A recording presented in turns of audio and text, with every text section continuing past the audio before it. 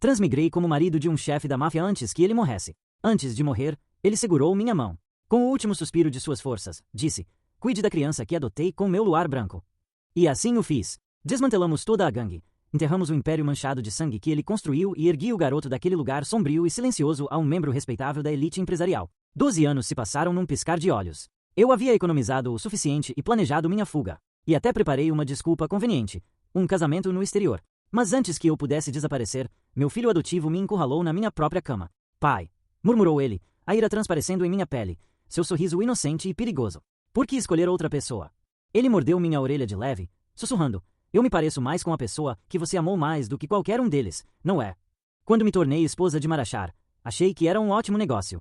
Muito dinheiro, pouco trabalho. O título vinha acompanhado de luxo, respeito e o tipo de medo que impedia as pessoas de fazerem perguntas demais. No funeral dele, fiquei na frente representando o papel do viúvo enlutado com elegância prática. Na realidade, minha mente estava ocupada calculando o custo da cerimônia e o imposto sobre herança. Ao meu lado estava um menino de 10 anos com um terno preto grande demais. Ethan. Ele parecia um fantoche forçado a vestir roupas de adulto. Sua expressão era vazia, seus olhos escuros e profundos. Ele não chorou, nenhuma vez. Ficamos apenas olhando para o retrato de Marcos até que a multidão se dispersou, nos deixando sozinhos naquela vasta propriedade ecoante. Os homens restantes, antigos subordinados de Mark, aguardavam minhas ordens. Limpei a garganta e lhes dei seu primeiro e último comando. Eles estavam se dispersando. A sala mergulhou no caos. Mas eu não expliquei. Simplesmente entreguei a eles os documentos de liquidação que meu advogado havia preparado. O submundo não tem futuro, eu disse. Seja legítimo ou saia daqui. Ao amanhecer, tudo estava feito. Exausto, arrastei-me até o quarto principal, apenas para encontrar Ethan sentado na minha cama segurando um porta-retratos. Marcos e aquela dançarina do ventre, a chamada luz branca do luar, sorriam por trás do vidro. Este é o meu quarto. Lembrei-o. Ele levantou o olhar. Seus olhos negros como azeviche encontraram os meus. Firmes, inabaláveis, calmos demais para uma criança. Eu sei, disse ele baixinho. Me disseram que agora estou sob seus cuidados. É tutela. Corrigi, afrouxando a gravata. Pense nisso como um investimento a longo prazo. Ele baixou o olhar, os dedos roçando a borda da moldura. Você está planejando algum tipo de jogo de sedução? Perguntou ele de repente. As palavras me atingiram como um tapa. O quê? Igualzinho ao jeito que o papai preparou o tio Ryan. Ethan continuou, em voz baixa. Pagou para as aulas de balé dele. Mandaram-no para Viena e depois o trancaram no porão. Fiquei com a garganta seca. Como você sabe daquilo? Eu vi. A luz fraca iluminou seu rosto. Aqueles olhos mais escuros que o próprio pecado. Certa noite, eu o segui. O tio Ryan tinha uma corrente no pescoço, como um cachorro. Marcos, seu desgraçado doente. Eu não vou fazer isso com você. Eu disse antes que pudesse me conter. Minha voz soou estranha. Uma promessa. Ethan me observou em silêncio, como se estivesse tentando decidir se deveria acreditar em mim. Então, em voz bem baixinha, ele perguntou: você me daria dinheiro? Sim, eu respondi com cuidado. Muito dinheiro, mais do que seu pai jamais lhe deu. Ele inclinou a cabeça pesadamente, pensativo, testando meus limites. Depois de um instante, ele me entregou o porta-retratos. Aqui, o que é isso? A foto mais querida do papai. Coisa preciosa. Seu sorriso era discreto, quase inocente para o seu novo papai. O vidro ainda estava quente do seu toque. Na foto, Marcos estava com o braço em volta da dançarina, ambos parecendo incrivelmente jovens e radiantes. Obrigada, eu disse secamente, deixando-a de lado. Mas você não precisa me chamar de papai. Só Alex está ótimo, eu disse. Afinal, eu só tenho 20 e tantos anos. Ethan assentiu com a cabeça e pulou da cama. Ele chegou até a porta antes de se virar. Alex, você também vai fugir?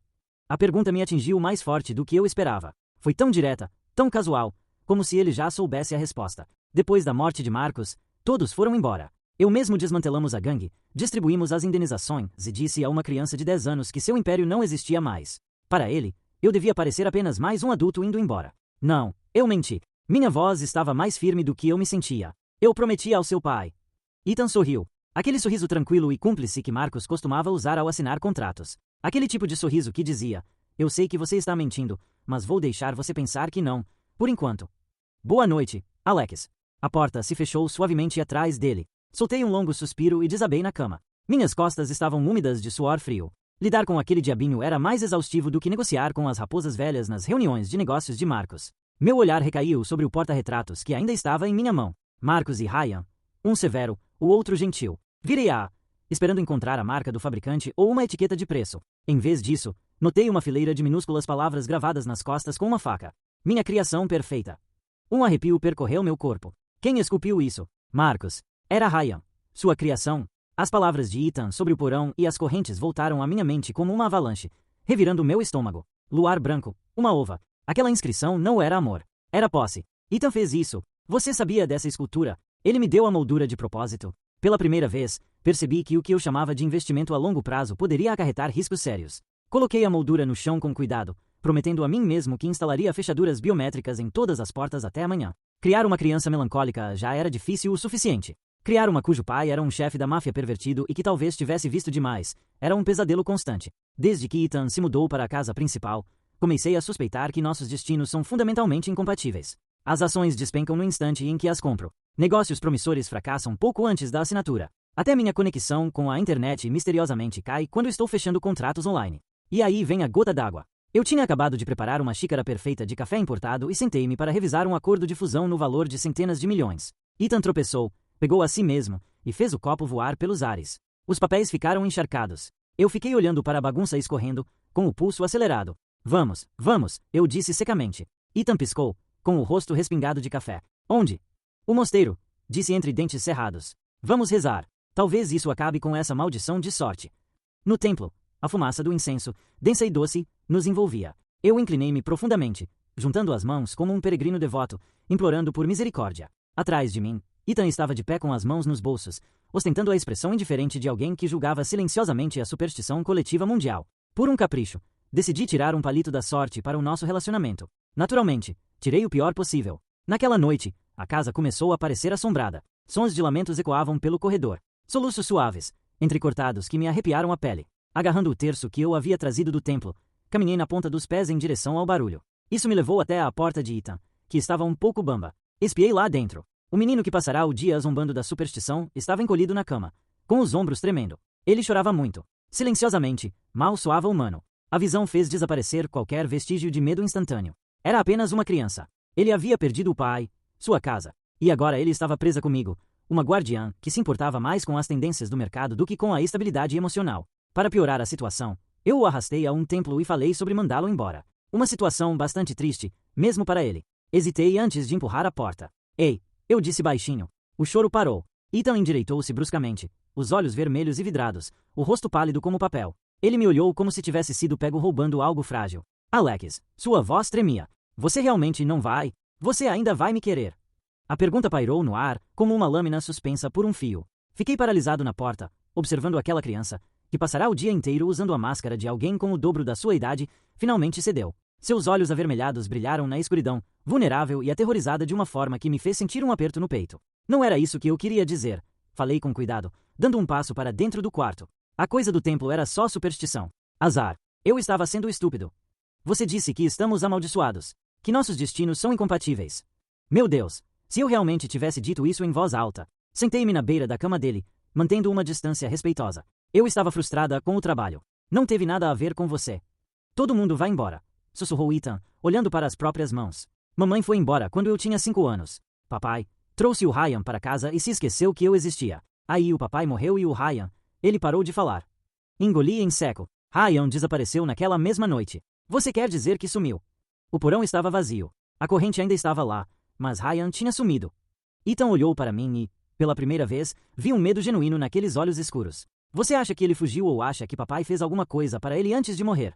A pergunta pairou sobre mim como um sudário. Marcos havia sido baleado durante um negócio que deu errado. Ou pelo menos era essa a versão oficial. Mas e se houvesse mais por trás disso? E se Ryan estivesse envolvido? Eu não sei. Admiti. Mas Ethan, seja lá o que seu pai tenha feito com Ryan, eu não sou ele. Eu não vou te abandonar e tenho certeza que o inferno não vai me deixar trancar você num porão. Ele me estudou com aqueles olhos inquietantes, procurando a mentira. Deixei que ele procurasse. Não havia nada a esconder. Pelo menos não ainda. Promete? Ele perguntou finalmente. Prometo. Algo mudou dentro dele. Sua expressão suavizou-se, quase como de alívio. Ele assentiu uma vez, deitou-se novamente, puxando o cobertor até o queixo. Alex, murmurou ele enquanto eu me levantava para sair. O café hoje. Eu não tropecei. Fiz isso de propósito. Virei-me devagar. Por quê? Por que você ia vender a rede de cassinos do meu pai para a Huang Corporation? Disse ele com naturalidade. Eles têm ligações com o tráfico de pessoas. Li sobre isso nos arquivos do meu pai. Fiquei com a boca seca. A fusão que eu estava analisando, aquela que valia centenas de milhões, era com a Huang Corporation. Se o que Ethan disse é verdade, como você sabe disso? Eu sei onde meu pai guardava os registros verdadeiros dele, aqueles que ele não mostrava aos contadores. Os olhos de Ethan brilhavam na escuridão. Posso te mostrar amanhã, se quiser. Fiquei ali parado, processando o fato de que meu filho de 10 anos tinha acabado de me impedir de tomar uma decisão comercial catastrófica e destruiu meus documentos caros para fazer isso. Durma um pouco, eu disse finalmente. Conversamos amanhã. Ao sair do quarto dele, não conseguia me livrar da sensação de que tinha acabado de fazer um pacto com algo muito mais perigoso do que o fantasma de Marcos. Na manhã seguinte, Ethan me levou ao escritório de Marcos, um cômodo que eu evitava desde o funeral. Ainda cheirava a charutos caros e couro, um monumento ao gosto de um homem morto. Ethan caminhou direto para a estante de Mogno e puxou um livro gasto, uma cópia de A Arte da Guerra. Atrás dela havia um painel oculto que se abria com um clique, revelando um cofre embutido na parede. Como você sabe a combinação? Perguntei.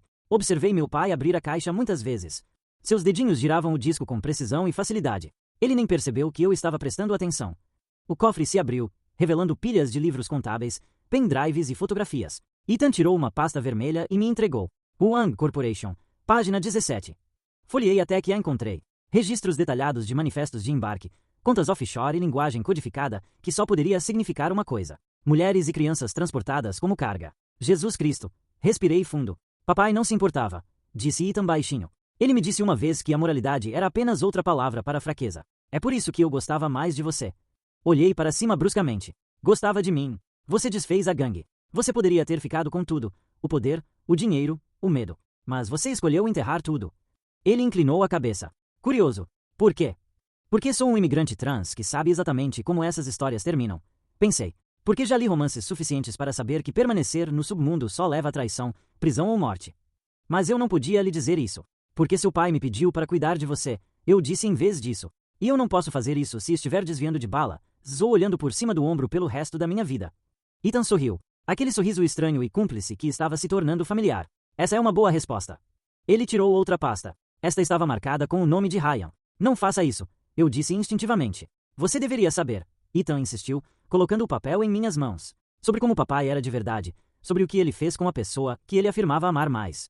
Contra meu bom senso, eu o abri. A primeira página era um contrato escrito na caligrafia de Marcos. Um contrato de propriedade assinado por Ryan com letras trêmulas. As páginas seguintes documentavam tudo. O regime de treino de Ryan, sua dieta, sua rotina, até mesmo suas respostas emocionais. Anotações clínicas sobre como quebrar a resistência, construir dependência e criar o companheiro perfeito. Meu estômago embrulhou. Evidências, Ethan disse calmamente, sobre o que papai realmente era, sobre o que ele poderia ter feito comigo se tivesse vivido mais tempo. Olhei para o menino parado à minha frente. Calmo demais, sábio demais, consciente demais da escuridão que o havia cercado. Ele já te machucou alguma vez? Perguntei, embora não tivesse certeza se queria a resposta. Não, disse Ethan. Ele praticamente me ignorava. Acho que eu não era bonita o suficiente. Não como o Ryan. A expressão dele era indecifrável, mas às vezes ele me olhava como se estivesse planejando algo, como se eu fosse um projeto que ele eventualmente realizaria. As implicações disso me davam arrepios. Por quanto tempo essa criança viveu com medo, observando a obsessão do pai por Ryan e se perguntando quando o foco se voltaria para ele? Vamos queimar tudo isso, decidi. Tudo mesmo. Contratos, registros, fotografias, tudo. Por quê? Ethan parecia genuinamente confuso. Eles são material valioso para chantagem. Por que você tem 10 anos de idade e não deveria ter que carregar esse fardo? Fechei a pasta com firmeza. Os pecados do seu pai morrem com ele. Você tem a chance de recomeçar do zero. Por um longo momento, Ethan apenas me encarou. Então algo em sua expressão se quebrou. Apenas uma fissura fina naquela máscara perfeita. Até mesmo os registros sobre os moretes. Ele perguntou silenciosamente. Foram eles que mataram o papai. Isso pode destruí-los. Hesitei. Os moretes eram uma família rival, cruel e territorial. Se os registros de Marcos contivessem evidências contra eles, isso poderia ser usado como moeda de troca para proteção, mas também poderia colocar Ethan na mira. Mesmo assim, eu disse, que os mortos enterrem os mortos. Ethan assentiu lentamente com a cabeça e então fez algo que me pegou completamente de surpresa. Ele me abraçou, simplesmente me envolveu com seus braços finos pela cintura e me segurou com força, como se tivesse medo de que eu desaparecesse se me soltasse. Obrigada, Alex, ele sussurrou. Dei um tapinha desajeitado nas costas dele, não acostumado com demonstrações físicas de afeto. Garoto, não precisa agradecer.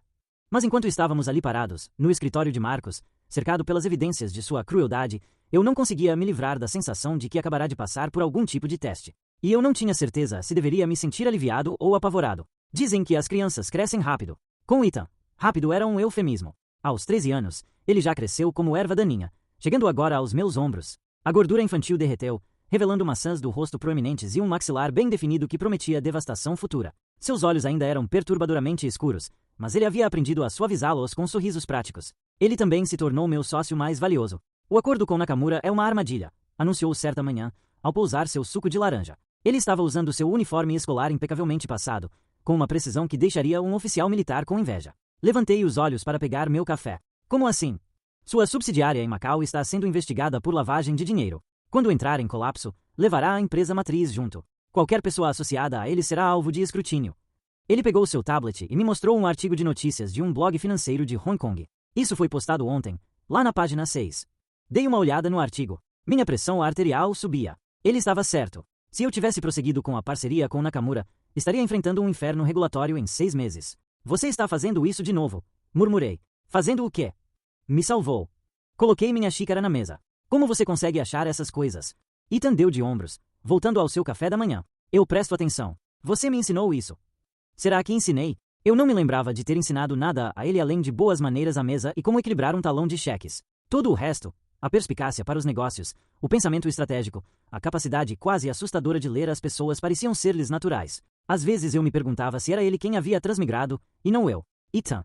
Eu disse cuidadosamente. Você sabe que não precisa fazer isso, né? Você poderia ser uma criança normal, jogar videogame, fazer amigos, ir a festas. Eu tenho amigos, disse ele calmamente. Diga um. Ele fez uma pausa, com o garfo a meio caminho da boca. Eu tenho você. Eu sou seu guardião. Isso não conta. Então não preciso de mais ninguém. Ele voltou a comer. Conversa. Claramente, aquilo tinha acabado. Era um padrão. Ethan era educado com os colegas, até mesmo encantador. Mas ele nunca convidava ninguém para casa. Nunca mencionou festas de aniversário ou grupos de estudo. Seu mundo inteiro parecia girar em torno da casa, dos negócios e de mim. Deveria ter sido preocupante. Provavelmente foi. Mas, egoisticamente, eu cresci dependente de sua perspicácia. O negócio prosperou sob nossa gestão conjunta. O império de Marcos, banhado em sangue, tinha sido completamente limpo e legalizado. Possuímos hotéis, startups de tecnologia e imóveis em 3 países. O nome Achar agora abria portas e salas de reuniões em vez de becos escuros. E durante tudo isso, Ethan tinha estado lá, quieto e firme, protegendo minhas costas. Você tem aquele baile de gala beneficente hoje à noite, ele me lembrou, checando seu telefone. Aquele da área de artes. Eu gemi. Posso pular essa. Você é o convidado de honra. Você doou 2 milhões. Você doou 2 milhões. Corrigi. Eu apenas assinei o cheque. A mesma coisa, disse ele, levantando-se e juntando os pratos. Eu escolhi o seu terno. Está na sua cama. Tente não derramar nada nele.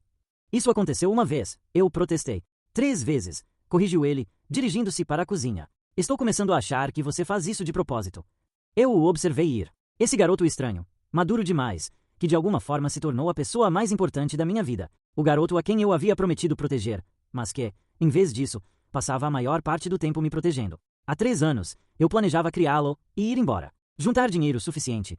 Esperar até que ele tivesse idade suficiente para ser independente e então desaparecer para recomeçar em outro lugar. Mas em algum momento, aquele plano se tornou impensável. Ethan havia se tornado seu lar. O baile de gala beneficente estava sendo realizado no Hotel Imperial, um dos nossos. Tecnicamente, porém, deixo a empresa administradora cuidar das operações. Cristalinos lustres lançavam luz sobre mesas cobertas com toalhas de seda, onde a elite da cidade se misturava com champanhe e ensaios de sorrisos. Eu odiava esses eventos. Muita conversa fiada. Muitas mãos para apertar. Demais. Muitas pessoas queriam alguma coisa. Senhor Achar. Uma mulher de vestido vermelho surgiu ao meu lado. Sua doação é que generosidade. As crianças se beneficiarão imensamente. Sorri educadamente e acenei com a cabeça, já esquecendo o rosto dela. Isso continuou por 1 hora. Um turbilhão de gratidão e networking até que consegui escapar para a varanda e respirar ar. A cidade se estendia lá embaixo, luzes cintilando como estrelas cadentes. Não sou fã de multidões. Virei-me e vi um homem encostado no parapeito, com cerca de 20 e poucos anos, cabelo escuro e vestindo um terno que custava mais do que a maioria. Aluguel mensal das pessoas. Havia algo familiar em seu rosto, embora eu não conseguisse identificar o que. Eles estão bem em pequenas doses. Respondi com cautela. Ele sorriu. Sou Daniel. Daniel Huang. O nome soou como um alerta. Huang, como em Huang Corporation, a empresa que Ethan tinha me avisado há uns 3 anos. O CEO da empresa de tecnologia, eu disse, mantendo minha expressão agradável. Eu ouvi coisas impressionantes sobre suas iniciativas em blockchain. E eu ouvi coisas impressionantes sobre você. Daniel se aproximou. Seu olhar era avaliador. Você herdou o império de Marcos Achar aos 20 e poucos anos e o legitimou em menos de 3 anos. Isso é, ou gênio ou extremamente sortudo. Provavelmente ambos, eu disse com leveza. Eu gostaria de discutir uma possível parceria. Nada formal, apenas um café, talvez na próxima semana. O sorriso dele se alargou. Acho que nós poderíamos nos ajudar. Todos os instintos gritavam perigo. Era muita coincidência. Daniel Huang se aproximando em um evento beneficente, sugerindo uma parceria usando charme em vez de comunicação formal de negócios. Eu terei minha secretária verificando minha agenda. Eu disse, sem me comprometer. Por favor, verifique. Ele me entregou um cartão de visitas. Papel grosso com letras em relevo. Aguardo ansiosamente. Alex. Usar meu primeiro nome pareceu-me demasiado familiar. Presunçoso demais. Observei-o desaparecer de volta no salão de baile antes de pegar meu celular para enviar uma mensagem para Ethan. Huang acabou de me abordar. Quero uma reunião. A resposta veio segundos depois. Não vá sozinho. Vou verificar ele. Guardei o telefone no bolso. Uma sensação estranha no estômago. Algo estava errado. A família Huang estava na minha lista negra há 3 anos, e agora o herdeiro estava repentinamente interessado em uma sociedade. Aí está você. Virei-me e encontrei outro rosto familiar. Youngmin, um antigo colega de classe de antes da minha transmigração. Éramos amigos na linha do tempo original, embora não particularmente próximos. Youngmin, cumprimentei. Não esperava te ver aqui. Meu pai me arrastou comigo. Algo sobre networking. Ele revirou os olhos. Vi que você escapou para a varanda, e pensei que você pudesse precisar de resgate. Conversamos um pouco, uma conversa informal sobre tendências de negócios e conhecidos em comum. Foi até revigorante conversar com alguém que não queria nada de mim. Sabe, Youngmin disse por fim. Vai inaugurar uma exposição de arte moderna no mês que vem. Muito exclusiva. Eu tenho um ingresso extra, se você estiver interessado. Levei um instante para perceber o que estava acontecendo. Ele estava me convidando para sair, comecei, sem saber como responder. Meu telefone vibra. Ethan, carro está lá fora. Emergência. Desculpe, algo apareceu, eu disse, me desculpando, mas me manda os detalhes por mensagem. Vou ver se consigo ir. O rosto de Youngmin se iluminou. Sério, ótimo, vou te enviar as informações.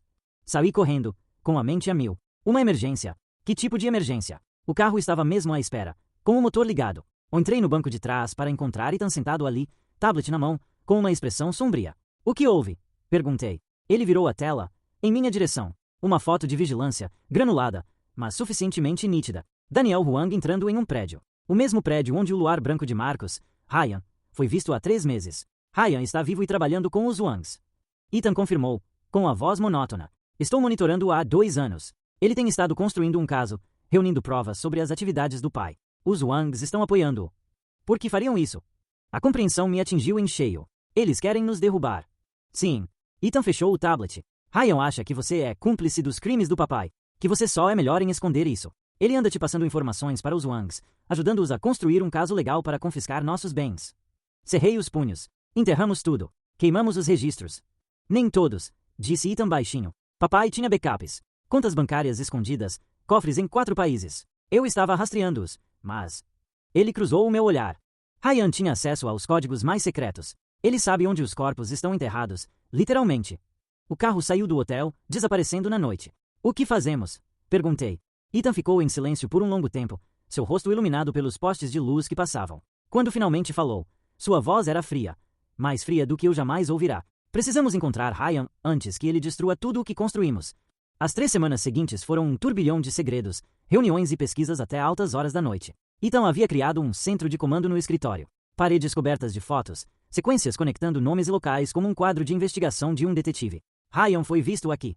Ethan apontou para uma reunião no distrito de armazéns com o advogado da Huang Corporation.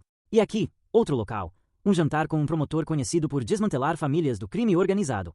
Analiso o quadro, sentindo-me encurralado. Trabalhamos tanto para chegar até aqui. Era legítimo enterrar o legado de Marcos, e agora ele estava ressurgindo das cinzas. O que Ryan quer?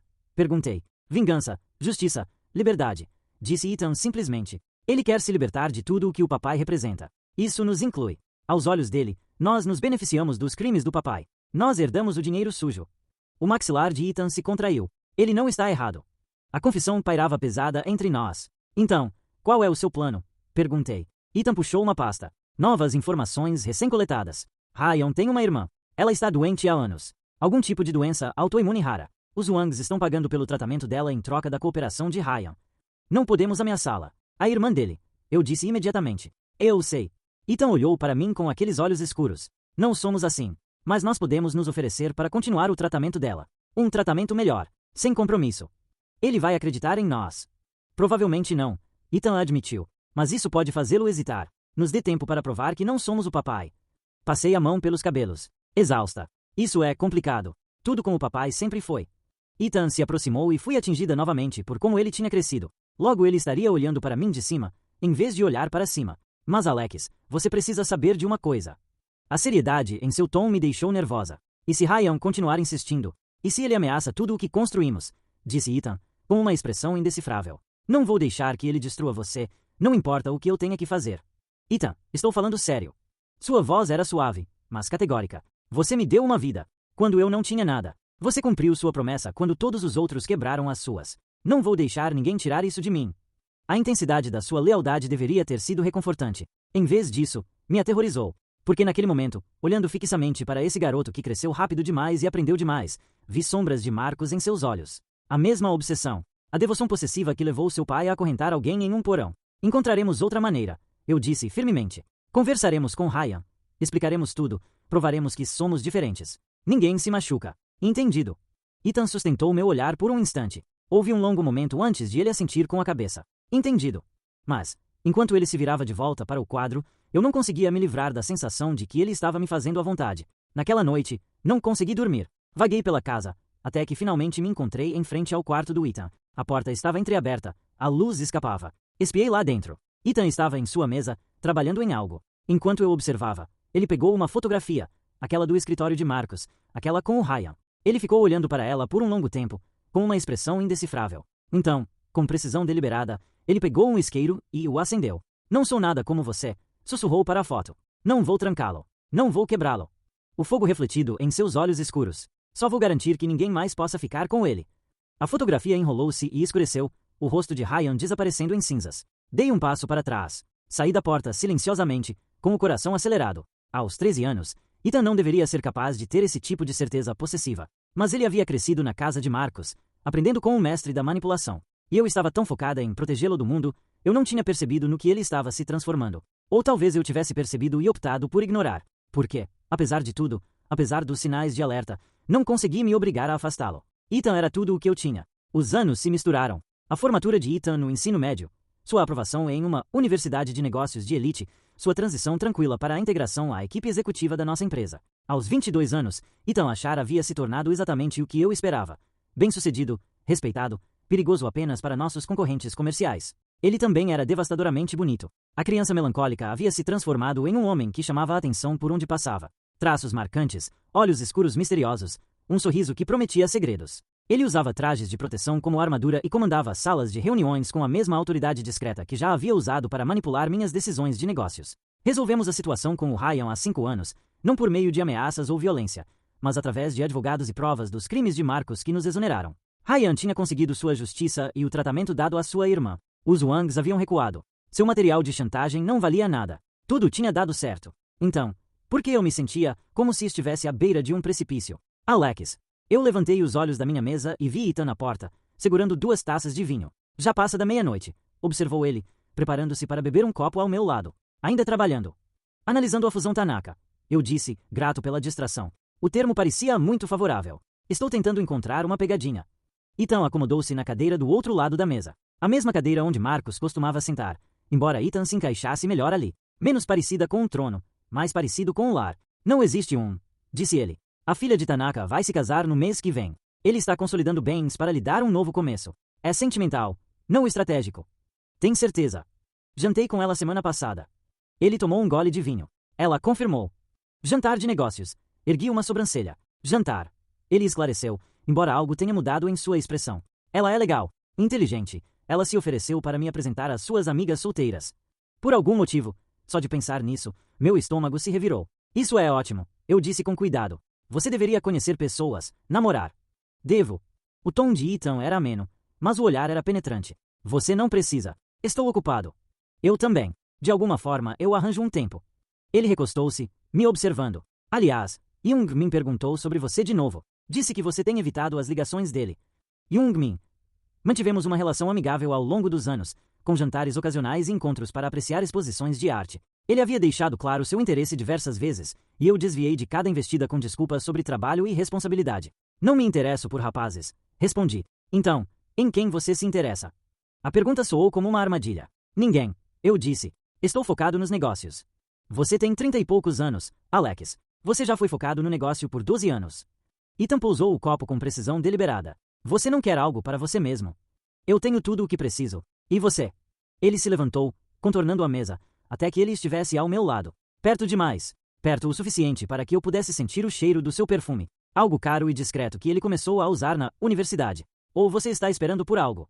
Meu pulso acelerou o passo. Ethan, eu tenho sido paciente, continuou ele, baixando a voz.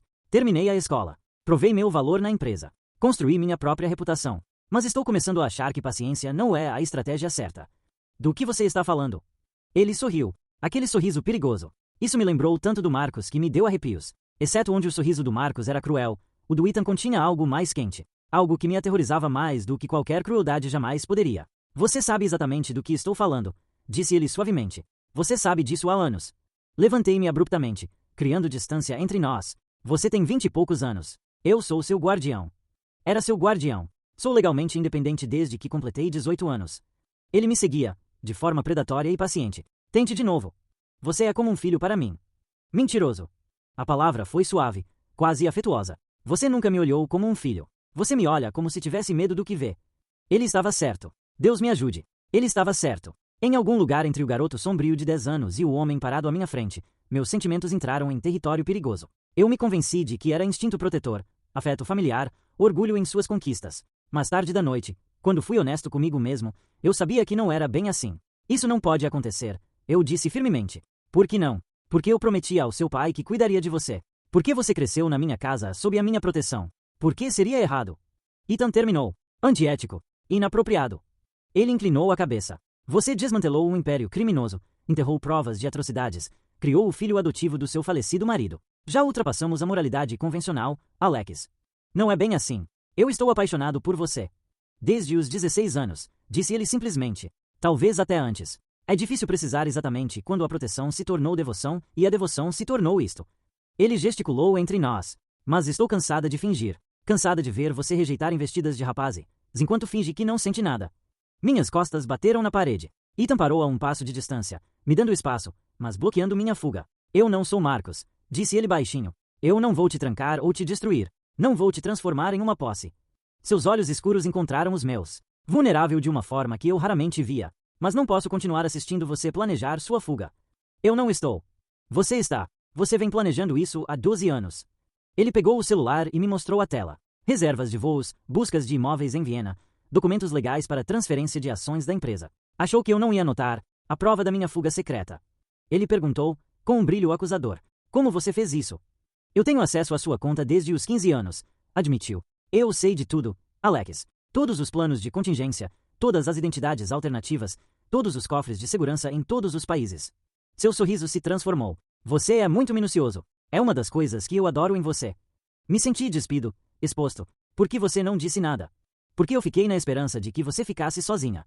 Ele guardou o telefone no bolso. Que você percebesse que pertencia a este lugar. Aqui comigo.